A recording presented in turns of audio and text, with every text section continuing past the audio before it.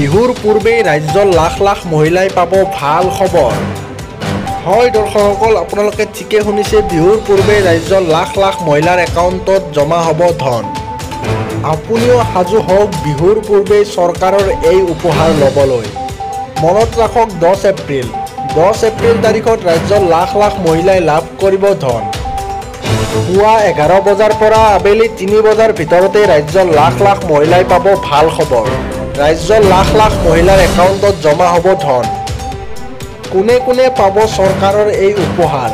মনত ৰাখক 10 এপ্ৰিল তাৰিখে ৰাজ্যৰ লাখ লাখ মহিলাই পাব ভাল খবৰ। ৰাজ্যৰ লাখ লাখ মহিলাৰ বেংকত সোমাব ধন। জানি লওক আজিয়েই চৰকাৰৰ এই উপহাৰ কোনে কোনে লাভ কৰিব। অৰুণোদয় আঁচনিৰ লাখ লাখ মহিলাৰ একাউণ্টত জমা হ'ব 1250 টকা। বৃদ্ধ পেঞ্চন আঁচনিৰো লাভ কৰিব ধন। লগতে বিধৱা পেঞ্চন লাভ কৰা হিতাধিকাৰীৰ একাউণ্টতো জমা হ'ব এই ধন।